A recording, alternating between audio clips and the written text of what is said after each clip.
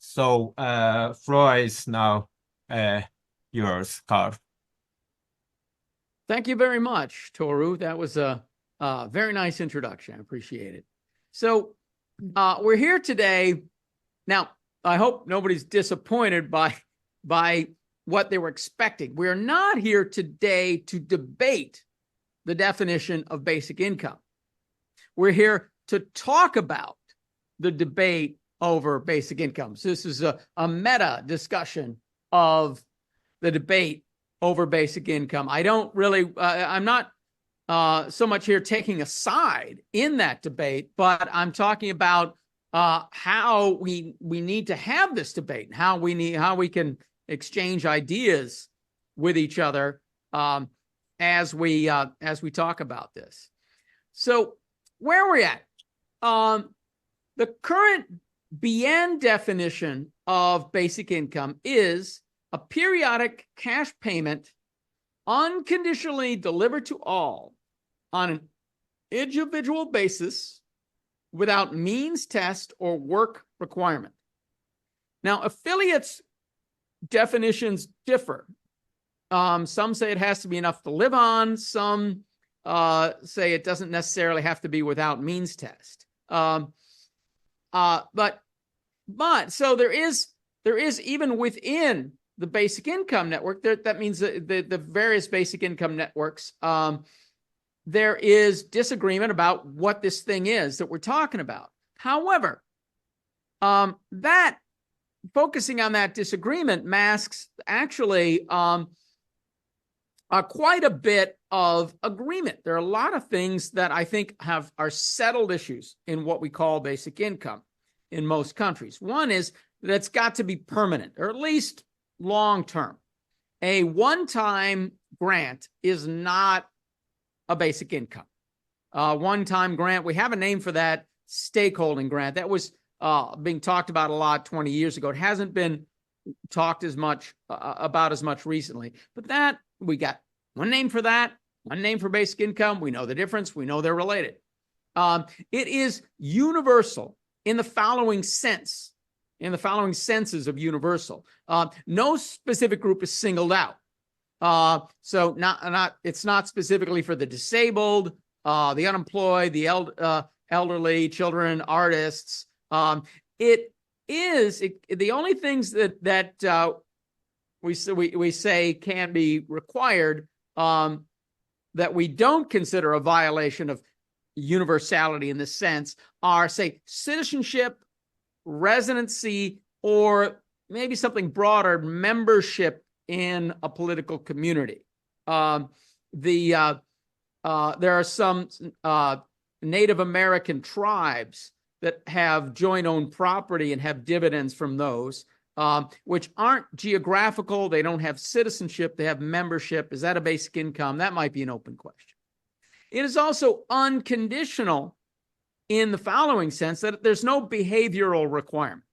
And as Annie has pointed out, Annie Miller sitting right here, has pointed out, the behavioral requirement is, it should be in the BN's definition. The BN's definition says no work requirement. But that leaves open the possibility there could be lots of other requirements. Go to counseling, do this, that, or the other thing. And really, we've never meant that. It would just kind of fell under the cracks. So if we just change that one word, work, to behavior, I think we'd have a better definition. It's so far, for the last 40 years, that's gone without saying, but maybe it's the time we said it. Now, it is in cash, so it is not in goods or services. Goods and services might be universal basic services or universal basic goods, but they're not basic income. We know the difference.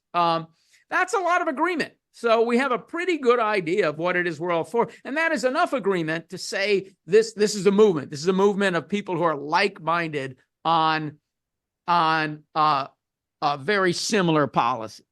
Now, people, I would say that the vast majority of people who you could call as being inside the basic income movement tend to agree on all of the above stuff that I just said, with maybe very minor exceptions. Now, people outside the movement don't always understand that these issues are settled within the movement. Basic income is still on the political fringes. It's still not a well-known term in most countries. So you have somebody that hears a little bit about it, and then makes their own plan, and it actually violates a lot of the stuff that we've already agreed on. There's a lot of proposals out there that are called basic income that aren't what insiders would call basic income. Until the program gets more well known, I don't think that's going to change. That definitions solidify when you get enough people in the world, or enough people in the language, who understand that word enough. All right, now, but all that agreement, there is an internal debate. And if you look at my PowerPoint slides, you will see my just deft use of symbolism, because those are two people inside having a debate, and symbolizing internal debate. Now there are other things being debated, but I'm going to focus on two questions that I think are the most debated questions in the definition of basic income right now. Should the definition be restricted to a uniform payment to all? In the sense, I only mean uniform in one sense, in the sense of it being a non-means to high and low income people alike. Now, there are some people in Canada. We don't have any of our Canadian friends here tonight, which is too bad, because a lot of this has to do with what's going on in Canada. That a lot of people in Canada have tried to say that, use mental gymnastics to say that that an income test is not a means test. So their means tested proposal qualifies as a basic income under BN's definition. But if you have income, you have means. It's not the only form of means, but it's a very important form of means. So when we say no means test, we need no income test, and that rules out something that used to be called a negative income tax, where you give the full grant only to people who make nothing else, and you phase it out as income goes up. Now, the second question is, should the definition be restricted to a grant that is large enough to live on? This is a hotly debated thing of whether this should be incorporated into the basic income. This is, however, it is, I think, more controversial about whether this belongs in the definition, as to whether this is a good idea. I think almost everyone in the basic income movement, there are some people in the libertarians are sort of a fringe. Libertarians who support basic income are sort of a fringe of the basic income movement. They're also a fringe of the libertarian movement these days. Some of those people like a smaller grant, but most people in the movement, myself included, think that, of course, we want a grant that's large enough to live on, but we do not see the need to incorporate that into the definition of the term. We just need to clarify that not only do we need a basic income, but we need the one that's large enough to live on. Now the BN definition takes a stand on the first issue. It says non means tested, which means no income test either. But it doesn't mention the second issue. So tacitly, the existing basic income, the definition of basic income by the Basic Income Earth Network, doesn't matter whether it's a large enough to live on, it's still called basic income. Now, again, there's a lot of difference between what BN's affiliates and other UBI groups around the world say. So now, from these two questions, if you put these two questions together and look at the terms it defines, you actually get not one conception, but 9, not 2 conceptions or 4. You get 9 different concepts if you look at the interaction of these two questions. And of those 9 concepts, 4 of them are competing definitions. to illustrate this, this is a job for a 2x2 matrix. So here's this 2x2 matrix that I'm going to be referring to throughout this discussion. And it really, I think, helps understand the issue that I'm talking about here is that we've got to talk not just about whatever we decide on basic income, whatever we're going to call basic income, we've got to have words for everything in this matrix. So you got your two questions. On the top, which means the vertical columns, I plotted the question, is it uniform in the sense of being non-means tested? On the left side of that is yes, it's a uniform payment. And on the right side is no, it's a means tested payment. Now, in the left side and the far left side, I posed the question, is it large enough to live on? Those define the two rows. On the top row, answer is yes. Yes, it's large enough to live on. No, it is not large enough to live on. So you get two columns, two rows. And from those two columns and two rows, you get four cells. The first one is an answer of yes, yes. A grant that is uniform with respect to income and large enough to live on. Next to that, you have one that is not uniform with respect to income. It varies with income, but it is large enough to live on if you get the largest grant, which would also mean that everybody in the country would be assured that their income is always going to be at least enough to live on or more. And then on the bottom left, cell number 3, you get a yes/no answer where it is uniform. It is uniform in the sense of it doesn't vary with income, but it is not large enough to live on. Then lower right-hand corner, you get one that is non-uniform and not large enough to live on.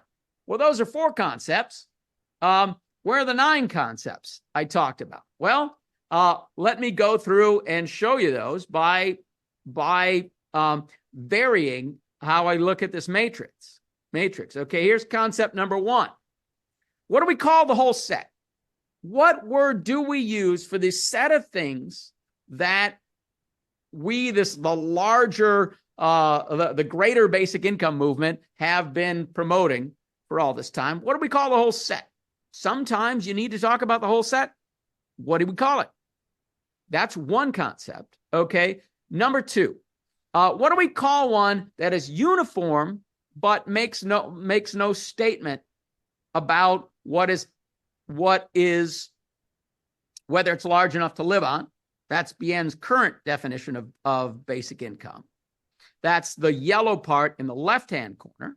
And what do we call something that is not uniform, but it is unconditional, meets all the other things of stipulations of the current definition, but it's not necessarily large enough to live on, and it varies with income. The less you make, the more you get.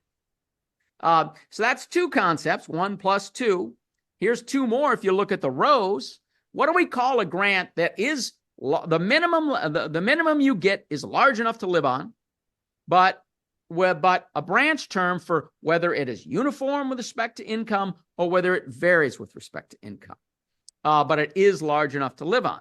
That's the top row in this part in yellow. The part in green below is one that might be uniform with respect to income, might not be uniform with respect to income, might vary with income, but it is not large enough to live on.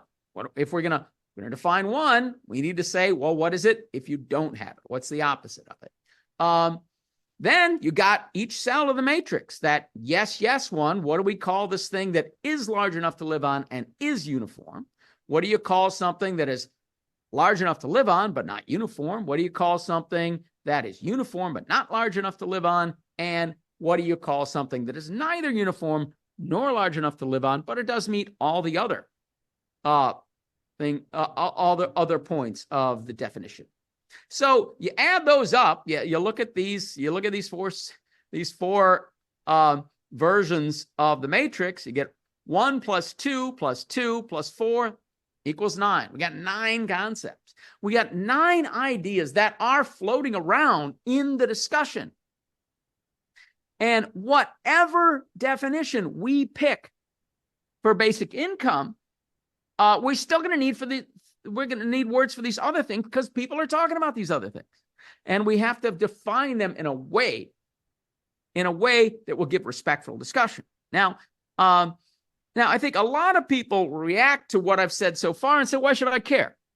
The attitude that I see in most people discussing this issue is they say, well, there's only one right definition of basic income. People should unite behind that. They don't necessarily say this, but this is kind of the attitude I see. People should unite behind that definition. We should talk about that concept and forget the others. And people who disagree, if they won't join up with this movement, they should just go away. They should disappear. Well, they're not going to go away.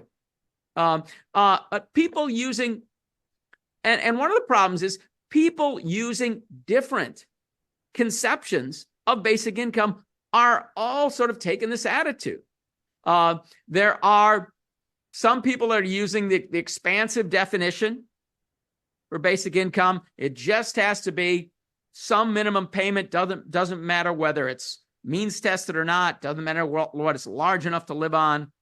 As long as you got some income of some minimum that's not zero, some people call that a basic income. Some people want that to be their definition. You got the current BN definition, which is uniform but not necessarily large enough to live on. That's a candidate. And you have one that some people say what's really important is that it's large enough to live on. It's not so important whether it is uniform or means tested. And then you get the absence of that. And then you got some people who prefer the restrictive, what I call the restrictive definition, where it has to be both uniform and large enough to live on. So you got these 4 out of these 9 concepts. 4 of them I consider candidates to be the definition, because some people use it in this way. You got the expansive definition. You have uniformity with respect to income as the definitive characteristic. You have livability as the definitive characteristic. And you have the restricted definition where both uniformity and livability are definitive. And that gives you the most restricted one. You got people who are using these different concepts and people who disagree about which one of these is really important. And they all want to be in the discussion. So again, why should I care? Again, you might say, well, if you don't care because there's only one right definition and we should focus on uniting people behind that, this will not happen. This is what tends to splinter movements.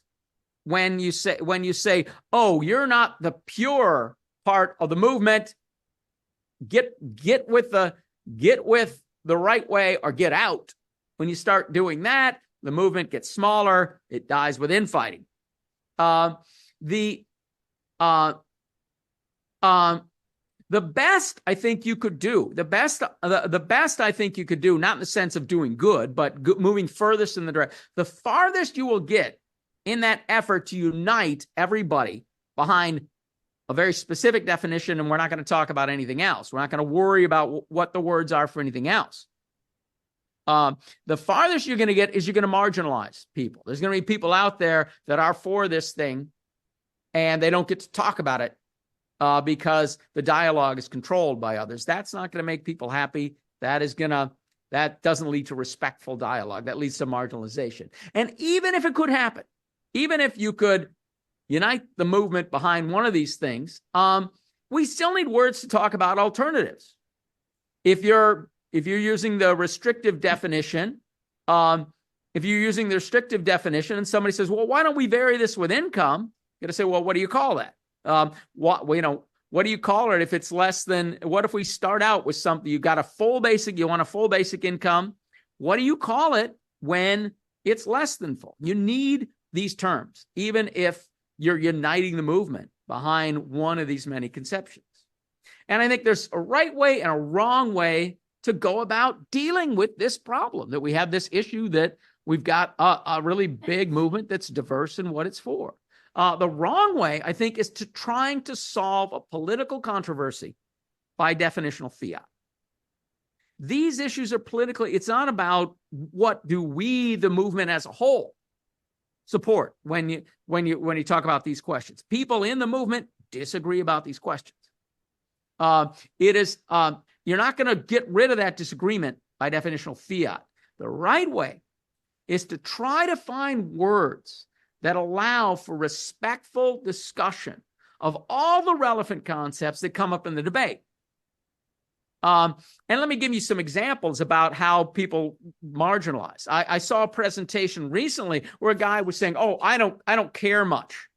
I don't care much about definitions," and starts proceeding then to use basic income for something that includes both a uniform and a means-tested grant, and somebody who really preferred a means-tested grant. And then when a basic income under the Bien's definition came up, he said, "Oh, or like a demo grant." Well, demo grant is an archaic and ugly term. And trying to say, "Oh, we're going to use basic income for this means-tested grant, and then we're going to put, even if we're using expansive definition, we're going to assume that it's the means that is the means-tested version." If you do that and you say, "Oh, and then if you want to say specifically what you mean by a uniform grant," you are attempting to marginalize those people by giving them a word that they're not going to use, giving them a word that also separates basic income supporters from the conception of basic income that basic income supporters have been promoting for over 40 years. It's an attempt to marginalize people who are a very important part of the movement. It's disrespectful. It's not nice. And people who support a uniform grant and oppose means testing, I think, can do that too. Because by using a non-respectful term, if you say a basic income, and that means it's got to be uniform with respect to income, and if it's non-uniform, we'll call it a negative income tax. Well, negative income tax is the best known term for a means tested but otherwise unconditional grant. However, it also has a lot of political baggage because it's associated with a proposal for a very low income by Milton Friedman back in the 1960s and 70s, and most people who support that kind of income guarantee don't support Milton Friedman, don't support a really low grant, and don't want to be marginalized by giving this term with all this political baggage. Got to find the right way to do it is to find stuff that people on both sides of these two debates will be willing to use. And I haven't seen in this whole discussion in this whole debate over basic income, it's always about what's the right definition, not about what's the one right, true definition of basic income, and not about what do we call all these other things. We need words for these things, and we need words that both sides can agree on. It's not about saying, okay, which side is going to win, and we're going to call our thing basic income. We got these several sides, and we got to figure out how can we have words that all of us on these several sides can use and have respectful discussion and all know what we're talking about. Now, but to go towards that, so looking at what words might work, I've got to do a little foray into linguistics. So linguistics is a descriptive discipline, and which is what linguists do is very different than when grammarians do. Grammarians attempt to do prescriptive linguistics, to say this is the right word, that is the wrong word. And I don't care how many people are saying it this way, it's the wrong word. People who would say it's not balcony, it's balcony. Well, it was pronounced balcony 150 years ago, but nobody in the English-speaking world still says balcony. It is changed, and it is just changed because a lot of people use it that way. The languages change, and the only thing that tells you the closest thing we have to a right term is the most commonly accepted term. That's all we're ever going to have. Is it commonly known? Is it not? You can't tell somebody it's using basic income differently than you're using it wrong, because basic income isn't well known enough that anything has really become the common term. Now, there is really no standard term because it's still too much on the fringes. However,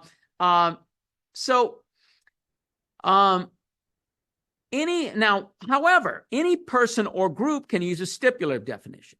You can say, I, for the purpose of this presentation, will use basic income like this. Or we, the members of this group, will use basic income like this, which of course, Bien has done for 40 years and has only changed it once, and only really clarified stuff that was assumed before that. So anybody can use a stipulative definition, and official definitions like Bien's definition and like the affiliates definitions. All they can do, they cannot tell you the right definition. It's not the right definition because Bien says so. Bien might be the only worldwide basic income network and the oldest and most prestigious, if whatever that means. It might have all of that stuff going for it. So it might be the one that is most looked to for what does it say. But all it can do is attempt to influence the discussion. We can attempt to influence discussion, but when we attempt to influence the discussion, we can attempt to influence it for better. We can influence for worse. We can influence in ways that are going to lead for clearer, more respectful discussion, or we can influence in ways that are going to try that might end up marginalizing people who disagree, or splintering the movement, or causing other problems. So let's look for what we can do. So let's look then, using this way of knowledge, what terms are available, what terms are out there. Well, here's some common terms for the whole set. Guaranteed income, income guarantee, basic income guarantee, guaranteed basic income, minimum income. I can also put basic income there. Basic income is sometimes used for the whole set, even though a lot of us object to that. Basic income is sometimes used for a term for the whole set. Okay, I'll go on. And then common terms for a uniform grant, regardless of whether it's large enough to live on. Basic income, Bien's been using it that way for 40 years. Citizens' income, demogrant, the ugly, archaic term that was used in 1972, but it's still comes up in the literature. Non-uniform, by far, the most common term for this is negative income tax.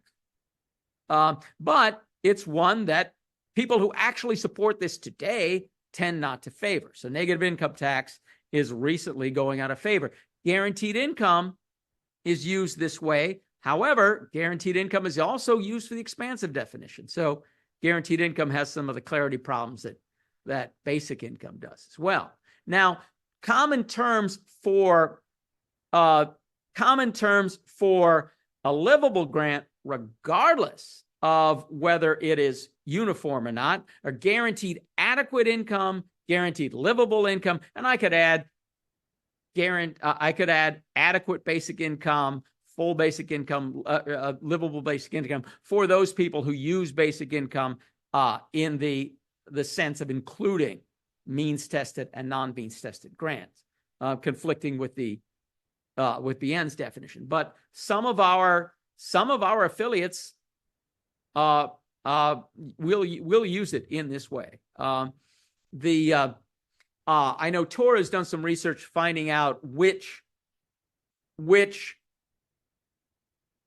affiliates and which national organizations who might not be affiliated use adequacy in their definition. I'm not sure if you've also looked into which ones allow means testing, which ones don't allow means testing. I know that Canada allows means testing in its definition of basic income, and so does Germany. And when people do this, when people tend to allow a means tested version into their definition of basic income, it is usually because they want that they go for that version. Now, common terms for the four cells. For the restrictive definition of basic income, we have basic income, full basic income, sufficient basic income, livable basic income, or sufficient, full, or livable citizens' income, or sufficient, full of or livable demogrant.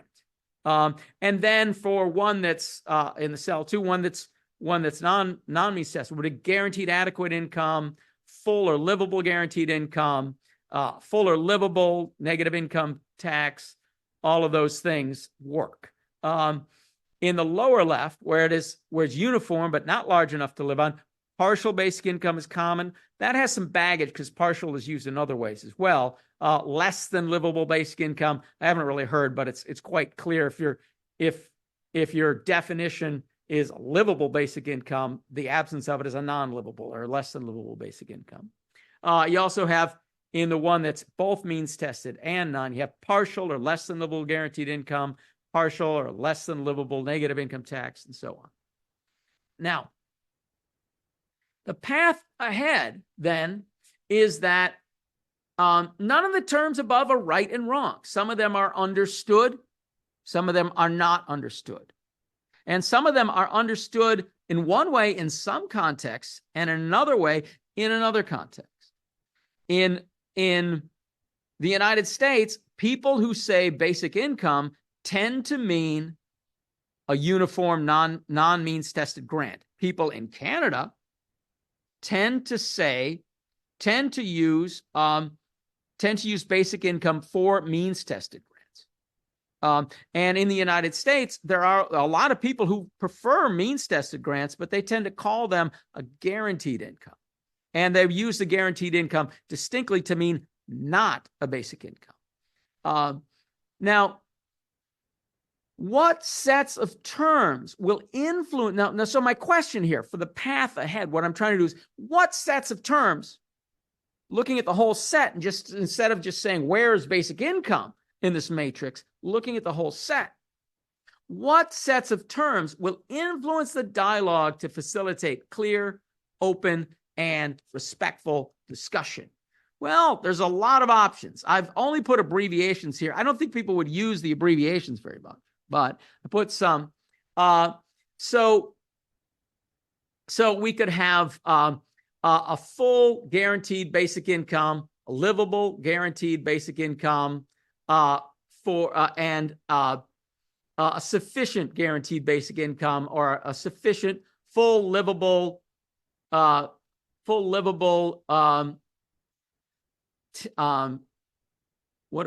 forgetting what some of my definition, some abbreviations for. So on the guaranteed income side, you just have guaranteed basic income, or guaranteed basic income, or basic income guarantee. I think those in the middle are supposed to be basic income guarantee, or and so forth. And then on the left side, full universal basic income, livable universal basic income, or sufficient basic income. Here, what I'm doing is giving basic income the expansive definition of basic income. So everybody gets to say, no matter which of these cells you prefer, everybody gets to call it basic income, that big expansive definition. And we could distinguish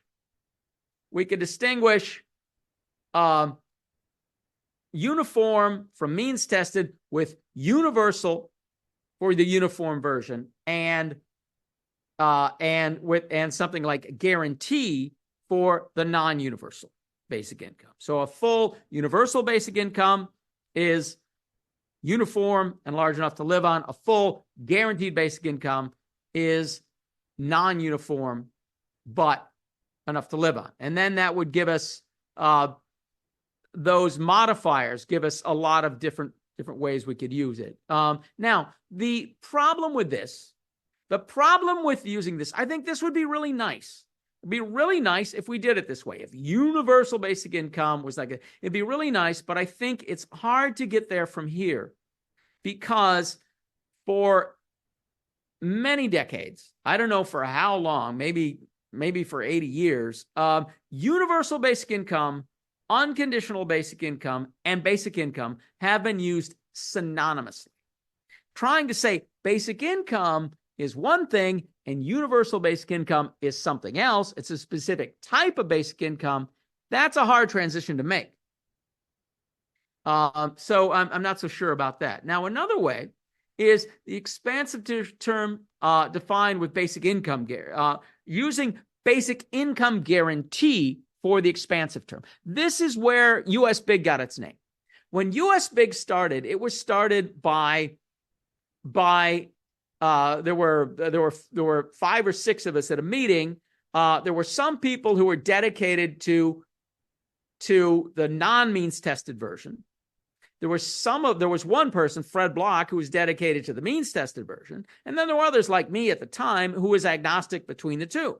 And so what we decided was to use basic income guarantee for the whole set, basic income for the non-means tested version. And then for the means tested version, we just used negative income tax because that was well understood at the time and nobody was politically objecting to it at the time. So this is based on versions like that. Now these final tables here are another option, which is to have no single term for no single term for basic income. So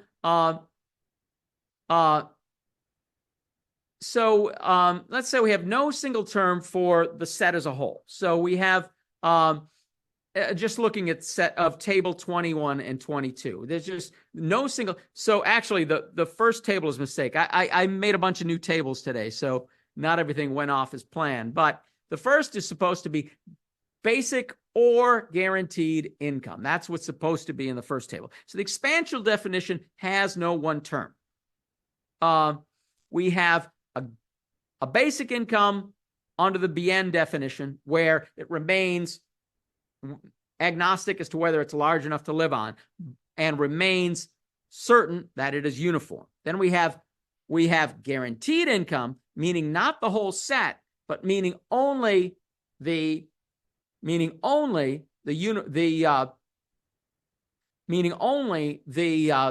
tested version. And then you have modifiers. You have modifiers to say whether or not it is large enough to live on. So you have a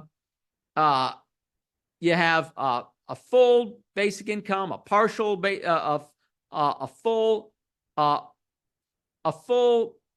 basic or guaranteed income, or a livable basic or guaranteed income, or you have a partial basic income or a partial guaranteed income. Those then defining those sets. And that does it with some pretty simple modifiers, and it means we don't have to change the definition of basic income from what it is now under BN's definition and what it is now in the Oxford English Dictionary on dictionary.com and the Cambridge Dictionary. So the BN definition has made it into some authoritative sources. Trying to revise that now to something that's even more restrictive will cause a lot of problems. Now, that's one reason that begins to answer my next question, which is why not the restrictive definition? I haven't really discussed in all of these many matrices that probably have your eyes bugging out.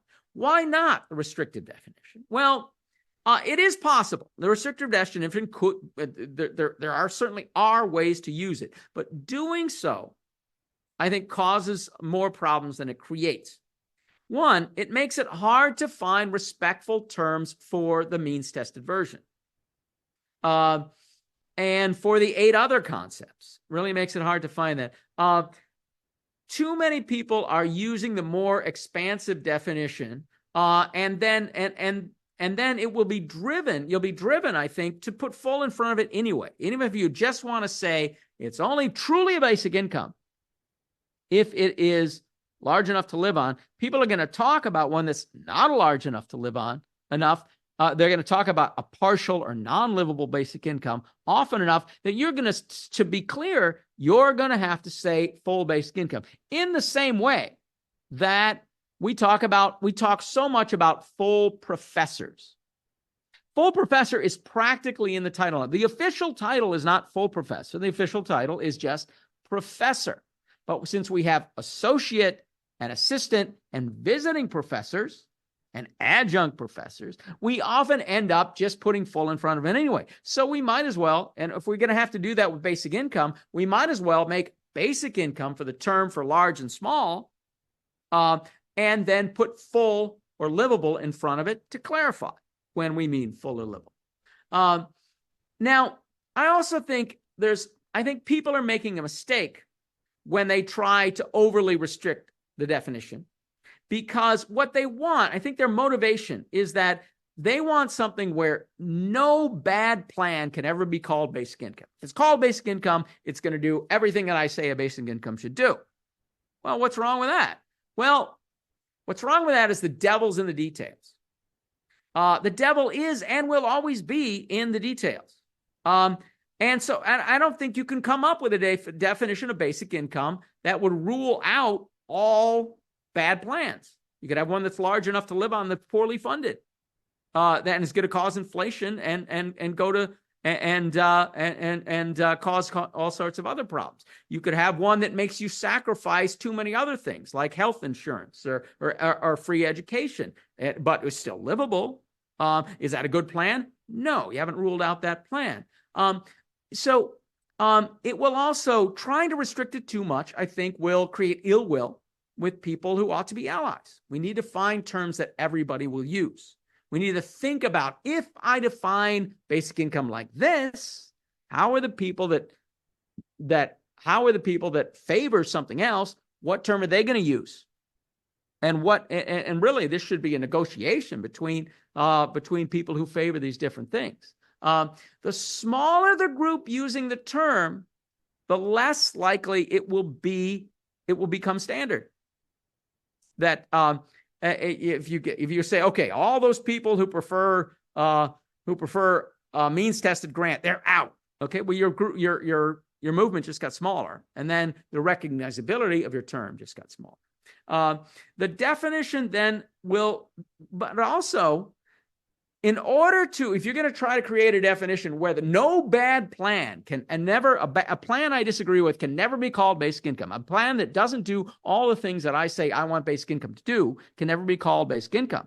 In order to do that, the definition itself will become devilishly large. It will become devilishly detailed. It will be cumbersome. It will be hard to use. It will be hard to explain. And it will incorporate unrecognized devils of its own. It'll have its own deflects because it's gotten so long and cumbersome.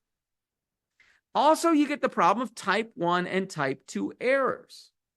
That when you have this longer, more cumbersome definition, that rules, one that's attempted to rules out all bad plans. You're going to have a definition that rules out some good plans along with a bad plan. That is, so you're trying to, when you try to eliminate type 1 errors, you always incorporate new type 2 areas. We've got to find a balance. So we don't want to get over restricted. We need a simple definition and then explain the difference between a good basic income plan and a bad basic income plan. That's the way and what it means to have a good plan to me. Good plan to me might be different from a good plan to somebody else in the movement. We got to explain those differences. Oh, somebody joined, you got to let them in. So that is the end of my presentation. Now it's time to discuss the discussion, or maybe have a meta debate about the debate. So I'll end the show. I'll stop sharing the screen, and we can all talk. Thank you very much, Karl, for your great presentation. Maybe one clarification, if I may. Pierre's here. Good, we do have a Canadian. Karl, you mentioned about there are some move for restricting, narrowing down the definition.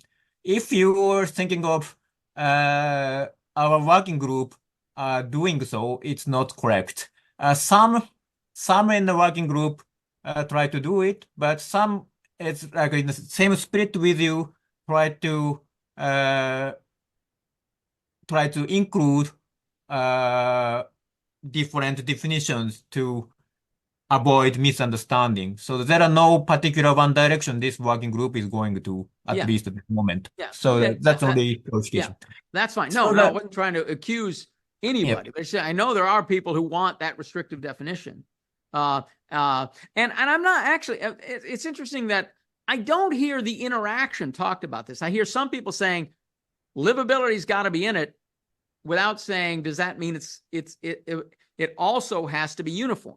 And I know a lot of people saying, well, it's got to be uniform without saying, or it should include non-uniform without saying that means it also has to include, does it not also has to or doesn't have to include livability. So we got a lot of different ways people are trying to take it, but it's a lot of different people. Yep.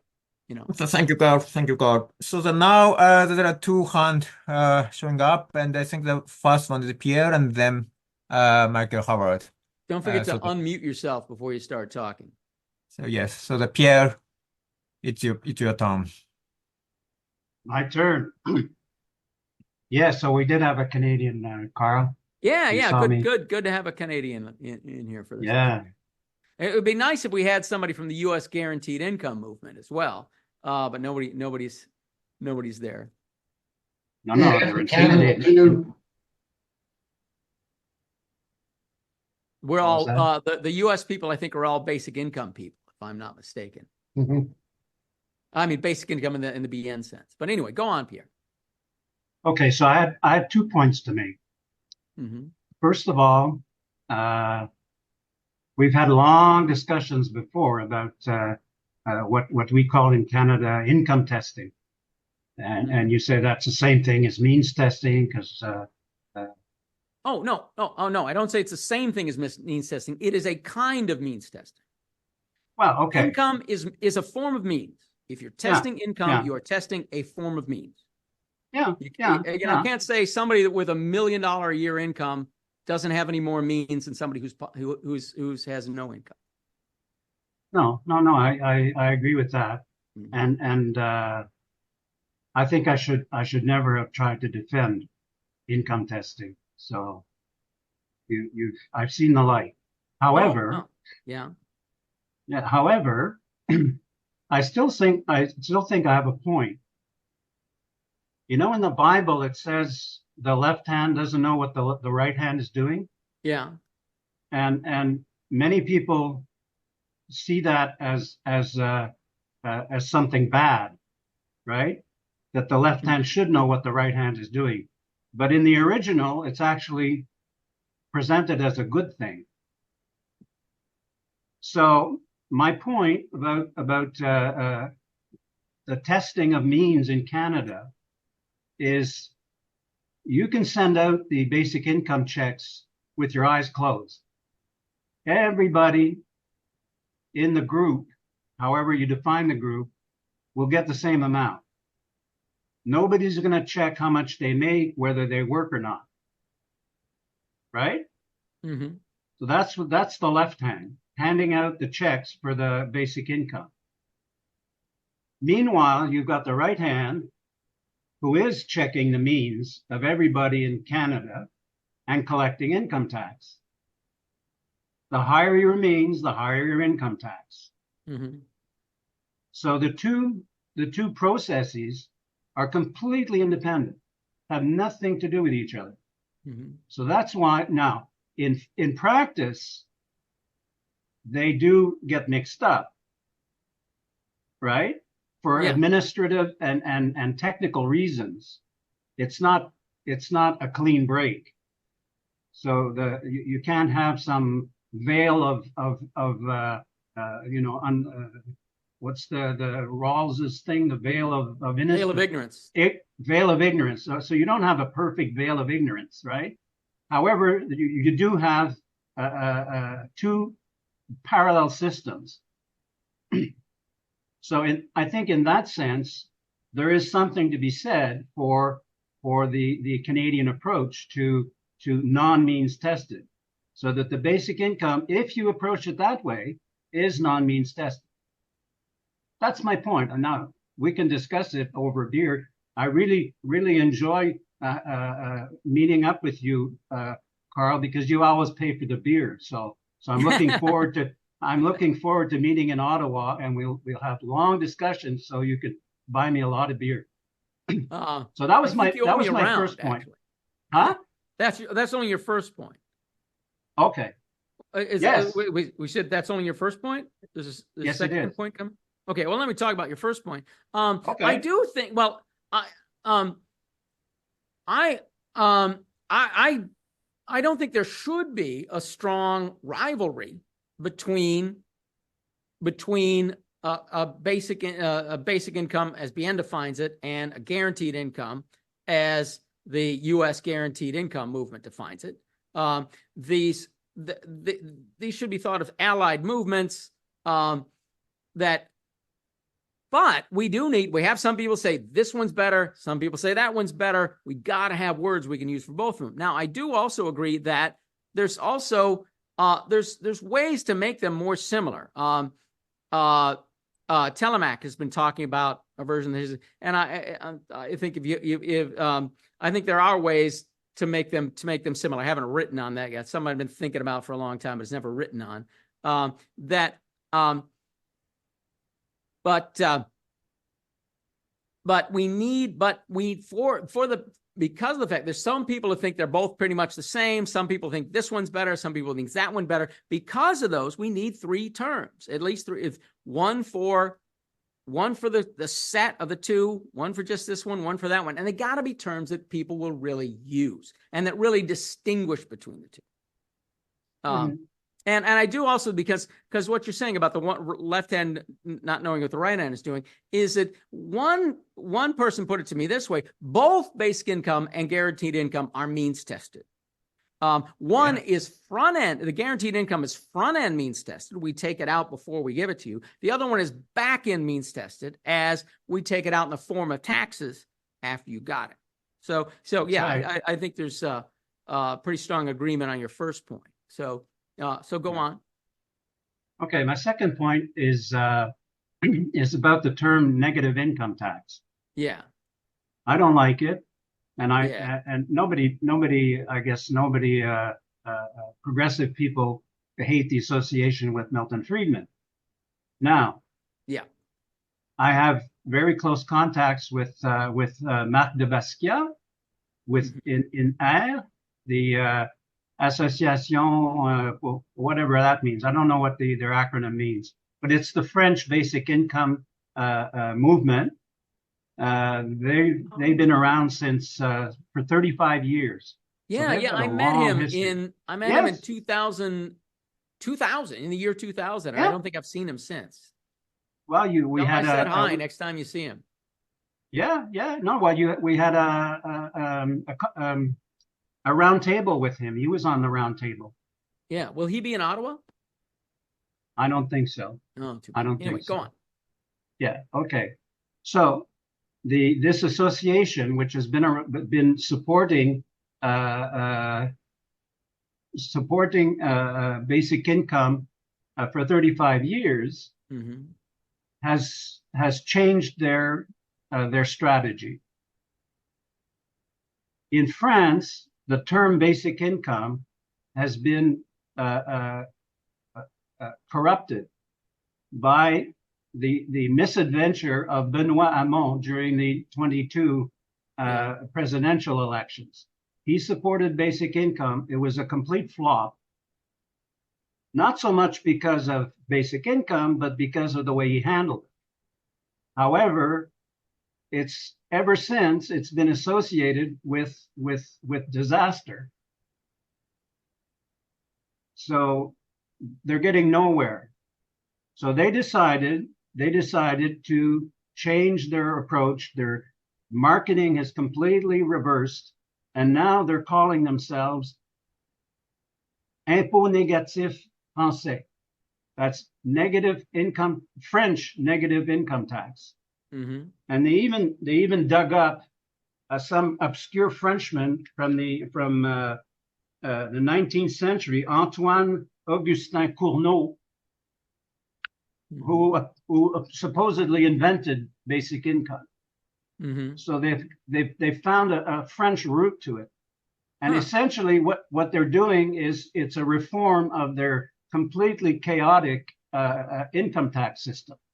Mm-hmm. But through that, they're slipping in, they're putting in the basic income. So Basic They're income under the basic income under the uniform definition, or basic income under the income tested definition? well, it's integrated into the income tax. So I guess technically you would consider it an actual negative income tax. Yes. Yes. Yeah, I'm not sure. Yeah, okay. I think that's the proposal that Telemac is talking about. He says it is a negative income tax, but it's also a basic income, that they've managed to combine the two. I haven't looked at the specifics of it. He's been wanting to get a presentation going on it. Well, I don't know if there's English language literature on it. Well, this is the brochure. So I'll be translating it next month. So I'll send you the first copy. Yeah. Oh, thanks. And thanks for what you're doing for the movement by translating the whole thing, not just for sending me a copy. No, I'll translate it. I'm what's his name? Scott Santon's official translator. He pays me in beer as well. Well, okay, I guess I could pay in beer. You did translate one of my your talk. Best things. Yeah. Okay, so that was my point. I had okay. You can put your hand down now. So I guess that's the point is that whether these definitions are academically correct, technically correct, or whatnot, there are political constraints that have an enormous influence on what words you can use. Oh, yeah. And things like that can happen any day, especially to a fringe idea like this that's not well known. Somebody could just take the name basic income, popularize a bad plan of it, and that's it.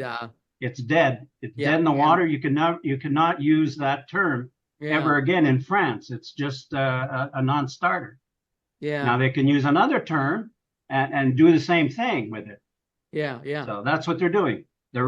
They're remarketing the same thing. Yeah.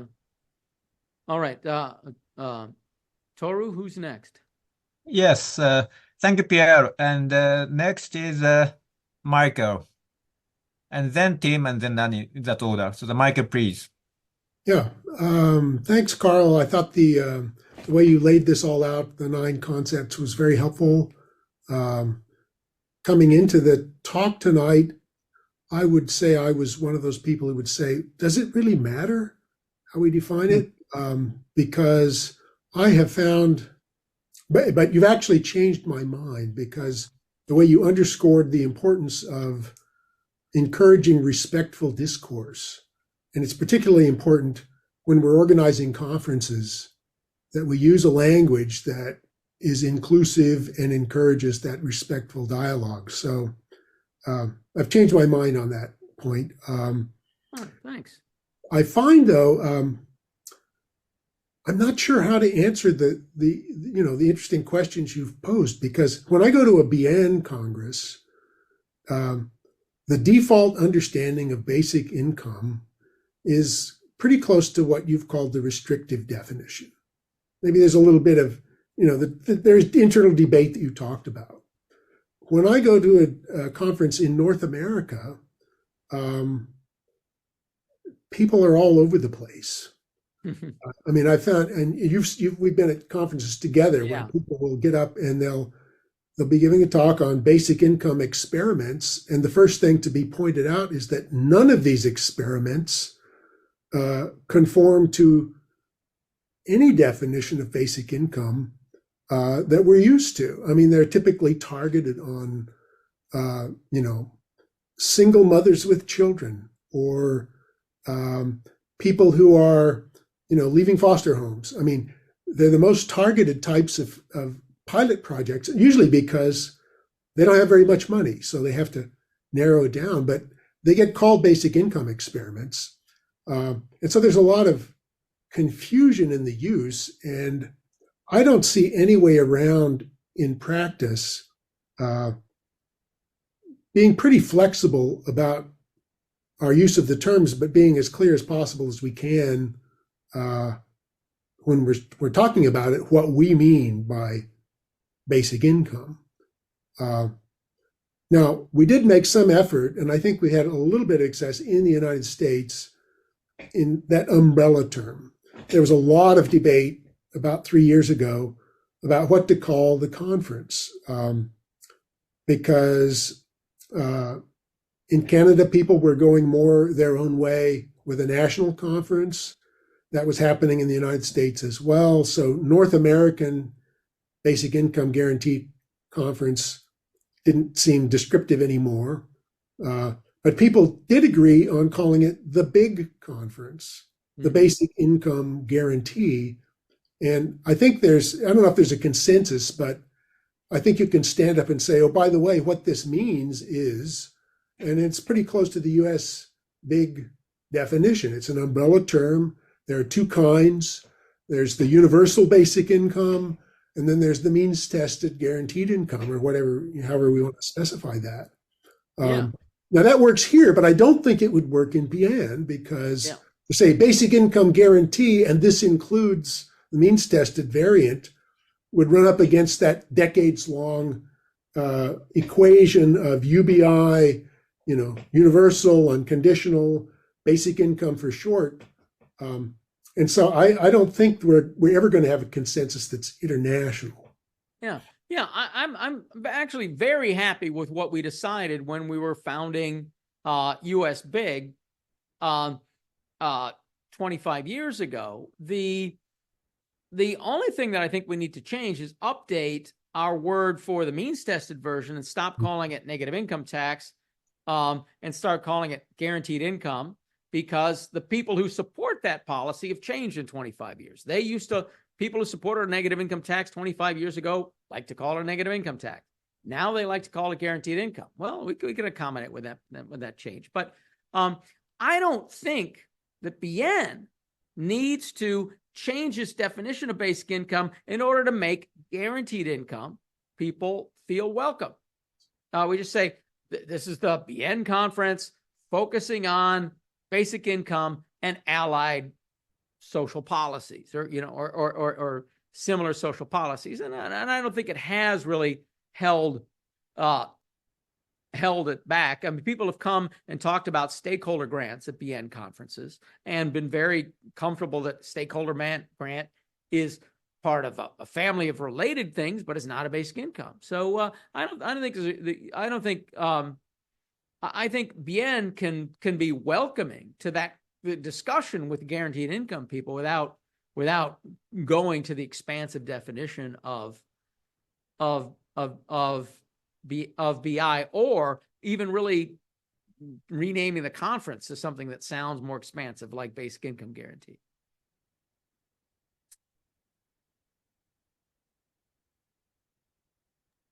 Thank you, Michael. Thank you, Carl. So now, please, Tim. Oh, I'm on now. Okay. Well, you can put your hand down, Michael. I'll put my hand down too. But anyway, I found that diagram you did very interesting. I wonder if you got it put up somewhere where I can download it and keep it for reference. I already put the slides up. The slides are I put the slides in the chat, so you can download it right now after you get done talking. Just click on the PDF in the chat, and you can see all of those. It organizes the controversy very well. The paper is online. Oh yeah, the paper is online with most of these tables in the paper. Yeah, you get interesting talk. You've given me a couple of ideas about things a few little details I need to change in my own book, which I'm also about to publish. Oh, great! Congrats. It's actually a novel. I'm trying to figure out now how to actually promote it. I've never done anything like this before. Is it a novel on basic income? About basic income. Yeah, it won't be the first novel on basic income. Really? Yeah, I haven't heard of any other ones. Okay, there was one that came out more than 20 years ago called I think it was called Daily Bread. It was like self-published, so it didn't get widely distributed, but I read it. And I think I think there are others.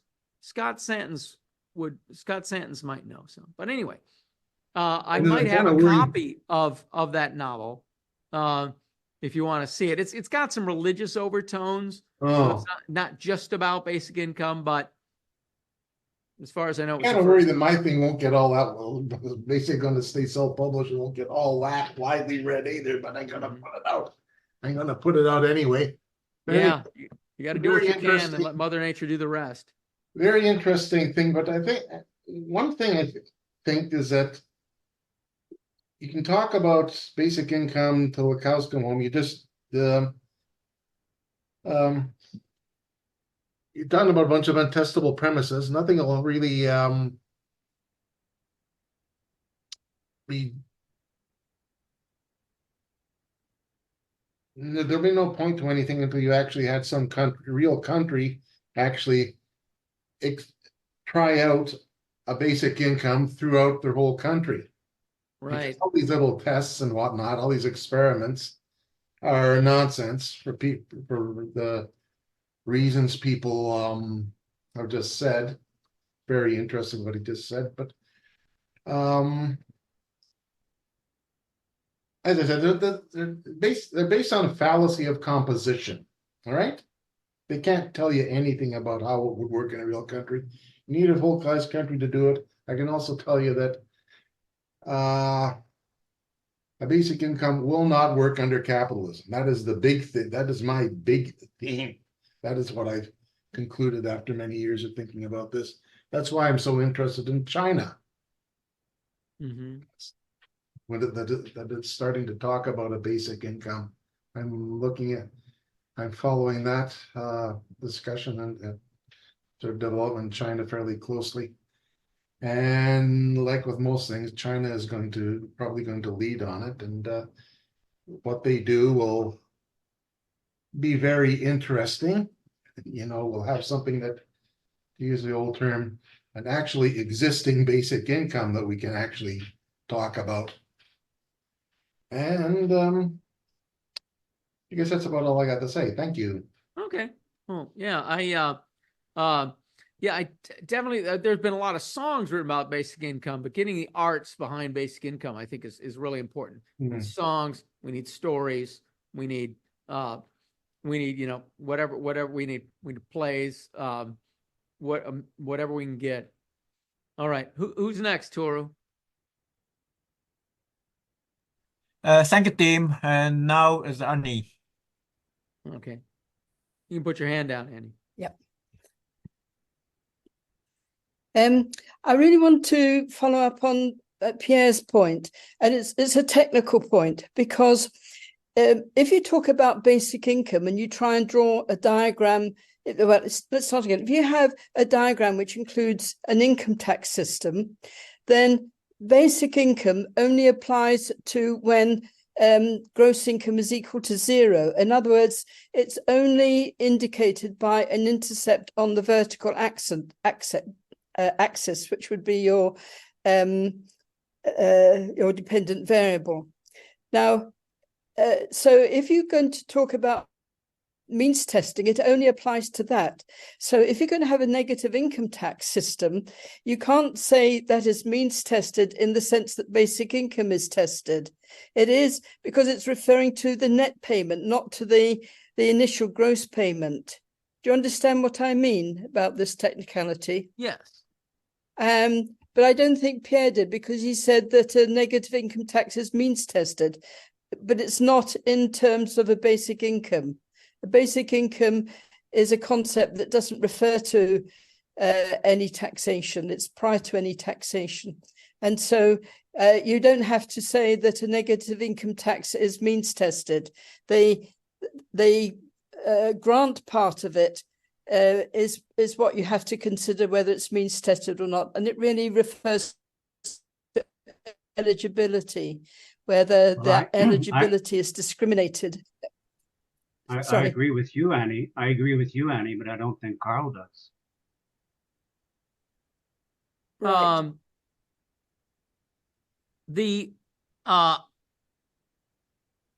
I'm sorry. Wait, sorry. What part do you think I disagree with, Pierre? negative income tax is not means tested.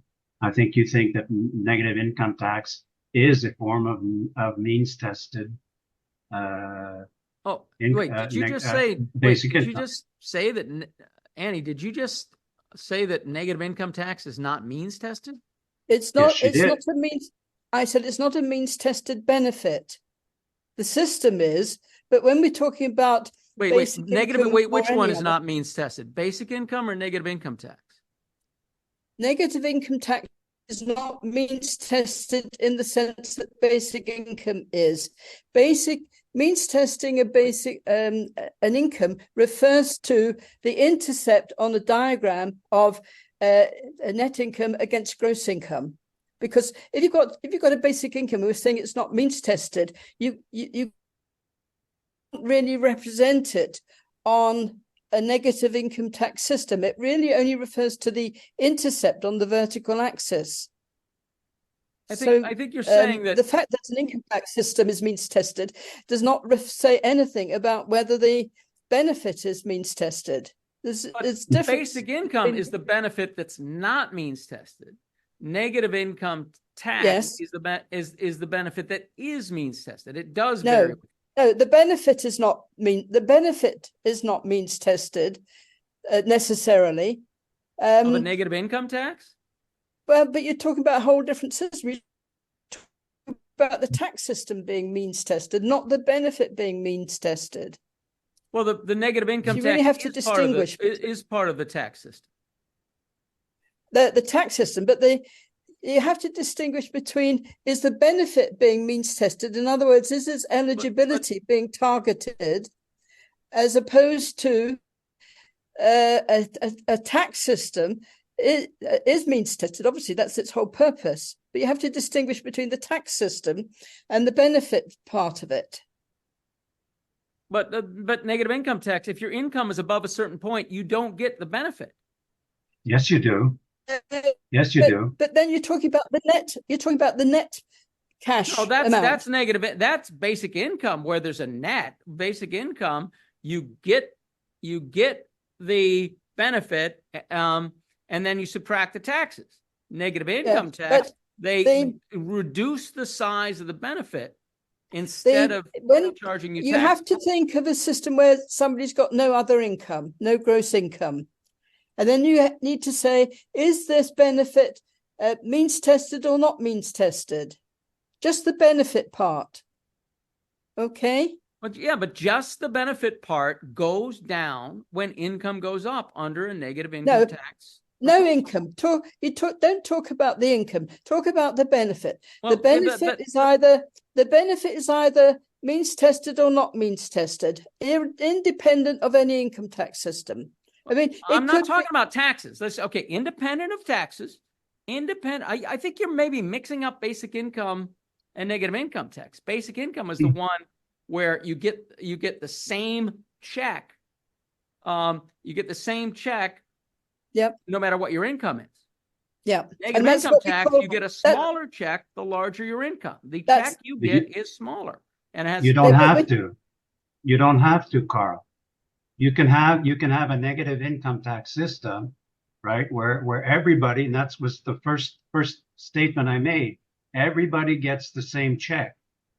The government, with its eyes closed, sends out the benefit to everybody. That's what the left hand does. Then the right hand is the tax man, which is how much did you earn? You owe us so much in taxes. That's basic. It's completely separate. That's basic income. Well, it's also negative income tax. No, negative income tax is when you reduce the size of the check. I mean, that's what defines it. As opposed to you reduce the size of what you pay people based on their income. But that's a technicality, Carl. That's a technicality. Yeah. The result is the same. The result is the same. Well, the result is not necessarily the same. There's a big debate over whether that is the same or not. If you and the arguments being for that it's different is that benefits that only go to poor people tend to be poor benefits, and that it is really difficult for the tax system to know what you're making on a daily or weekly basis, and so you end up giving. We don't care. The government doesn't care. It sends the same amount to everybody. That's You don't have to know how much you basic get. income. If it sends the same amount to everybody, it's basic income. Well, that's what we're proposing in Canada. It is very interesting to observe, Carl. You have a Yeah. very generous view of the diversity of the definition of basic income, but I have a very what view? Sorry. Your generosity doesn't apply to the definition of the negative income tax. I'm trying to I'm trying to understand what these two are saying. It doesn't Well, jive with some what people I've call understood negative income tax is. giving the same amount of check to everybody, and then collect higher income tax.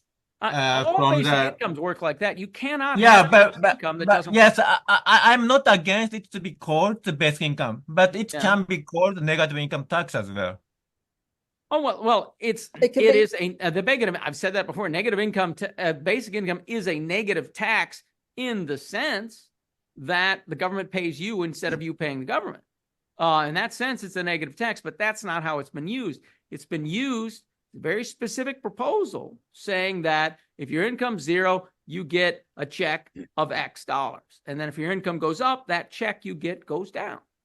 That's how it's been defined since the 1960s. That's a detail, Carl. That's a detail. Yep. It is the detail that determines what negative income tax is. It's a matter of whether the benefit is universal or whether it's targeted. That's what not means tested or means tested. It refers purely to the. Yes, I agree. Well, and if you use it in any other sense, it's very confusing. One just confuses the issue. Well, it's targeted at the poor. If you have one that gives more to poor people than high income people, it is targeted. It's targeted at the poor. Well, technically not. No. Anyway, can I just point out one other thing, Carl? You have omitted amongst the characteristics individual. Now, to most men, this doesn't matter, but to women, it's absolutely crucial. Oh, did I not mention that in the? No, you didn't.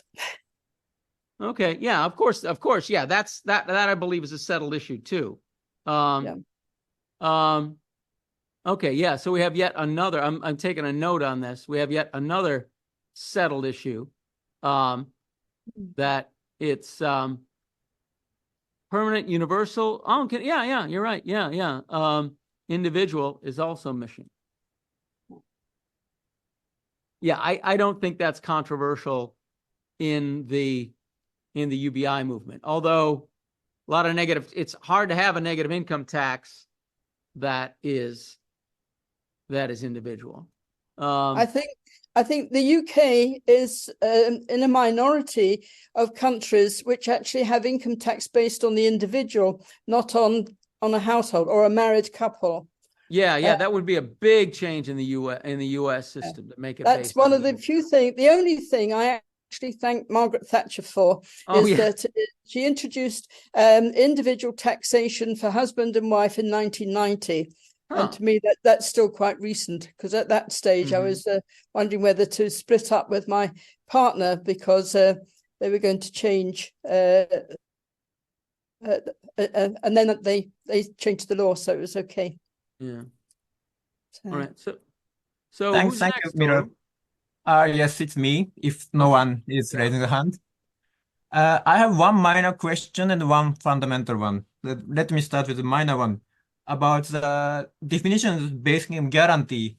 In the book series, you are the series editor. You defined basic income guarantee is designed to be an unconditional government-insured guarantee that all students will have enough income to meet their basic need. Yeah. And I think, if I remember correctly, the U.S. National Affiliation, U.S. network, also adopt something similar. So technically speaking, your U.S. organization, this book series exclude what you charted in the below, like the income guarantee, which is an amount level of guarantee is less than enough to live on. But I guess it's no one who come to that meeting feel excluded if even they prefer those kind of definitions which allow, like Philip Van Forest, he defined basic income can be as low as even a zero or even minus or 1 penny. But I don't think Philip never feel marginalized in a congress or conference in the organized by USBIG. And so that you said that with the beyond definitions, who would like to pursue negative income tax or other type of means test program would be marginalized. I'm not sure. That is one minor question. And the Yeah. second one, this is more fundamental one is, yes, your example of professor is very good. So that if some student start to say, we should be called professor, we should be professors, or some admin says, if we administrators should be a professor, then should we expand definition of professor to include them and call them student professor or administrative professor? That's my second question. No, but I think we've been forced to restrict. Well, actually, we effectively have. As a matter of fact, if you go to universities, all over the world, as far as I've been, you hear students calling their teacher professor. No, I'm not saying adjunct professor sorry, or Carl. I'm Yeah. saying not calling professor. No, student.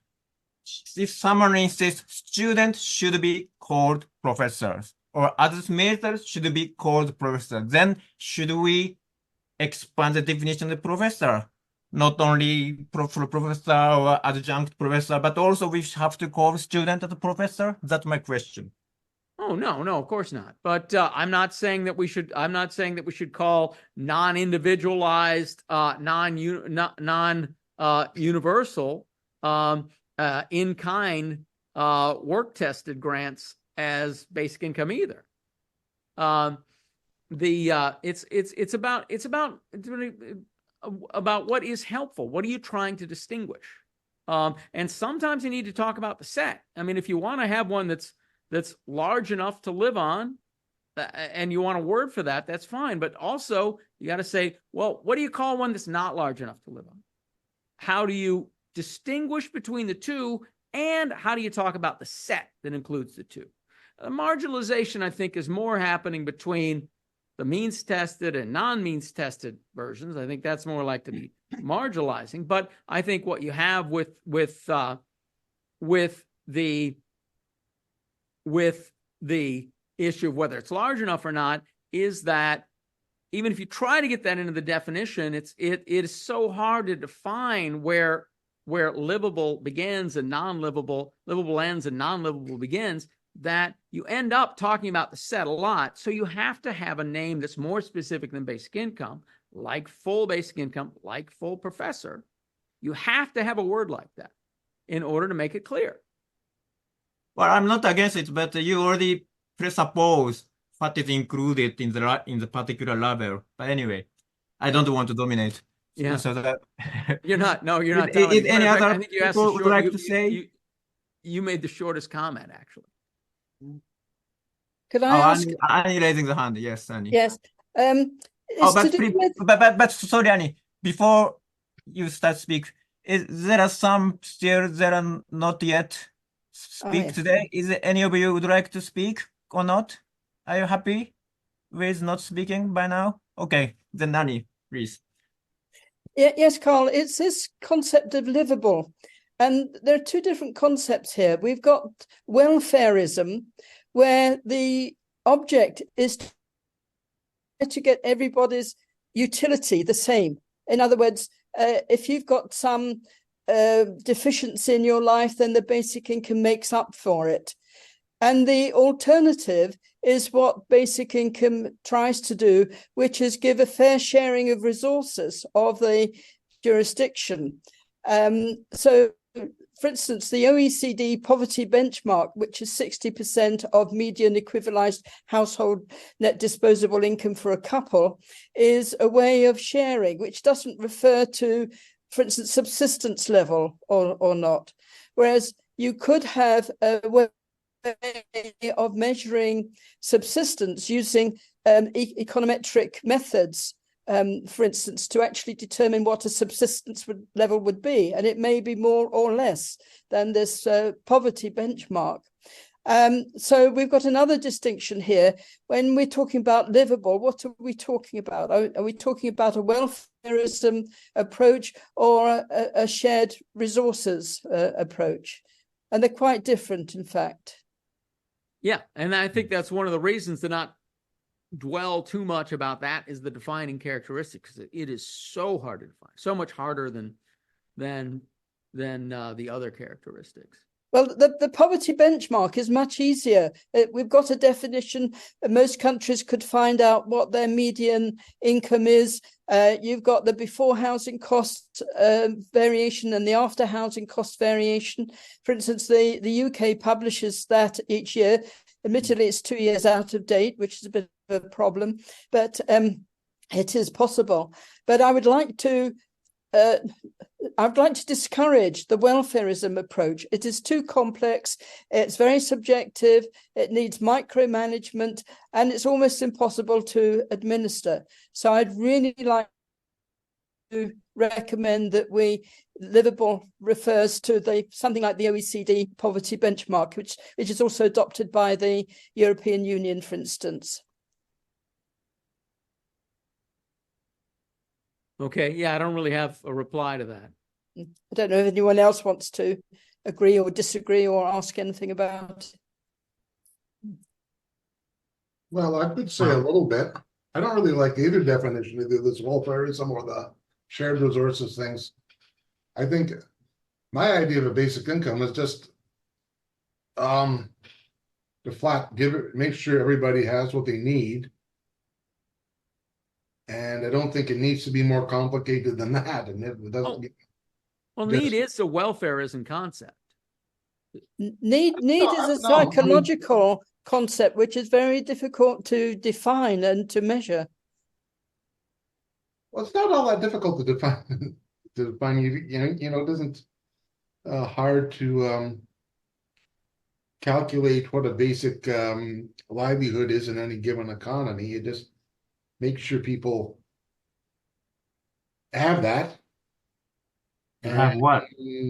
Have what? Yeah, have what? There are in Canada we have 3 measures of poverty. You've got the market basket approach, which I think is what Karl and Annie are talking about, welfare. Yeah. So you have a typical market basket. So if you haven't, you need enough to buy that. The other one is what Annie's talking about, the OECD, is 60% of the median income. So you don't know whether people have enough. These are useful as a means of determining what somebody needs as a guaranteed income, but I don't think it should be all that difficult to figure out. People I think it's extremely difficult to figure out. Basic income, just make it, make sure everybody has the basics they need. And well, I mean, I could do with 100,000. I mean, do me the just basics fine. they need is a vague term. Well, that's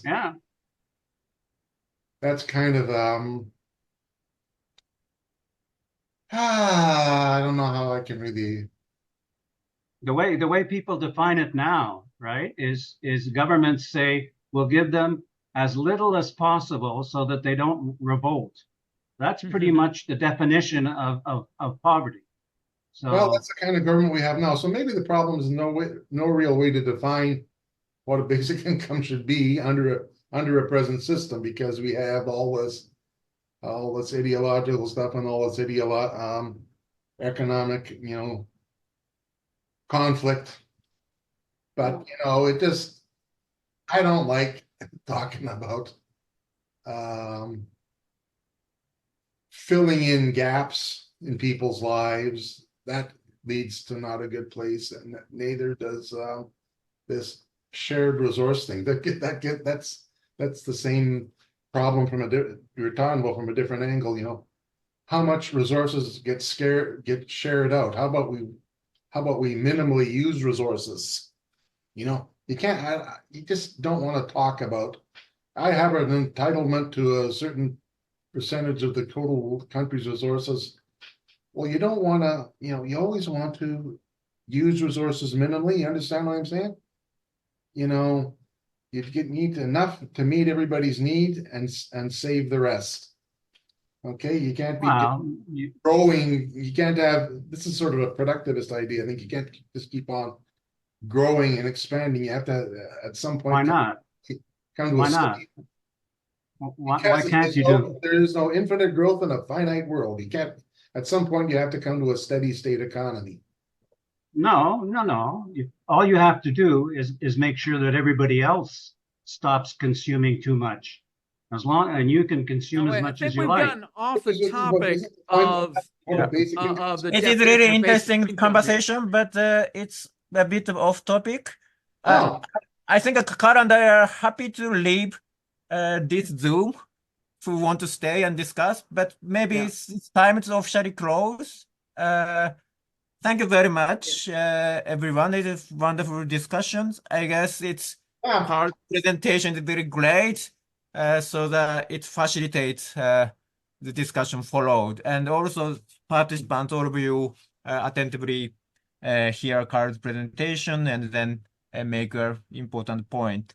Thank you very much. And this open forum, Annie and I, as a co-chair of the group, are planning to have several other forums would follow from this spring to this summer.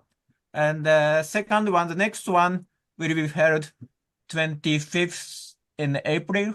The time is a bit different from this time.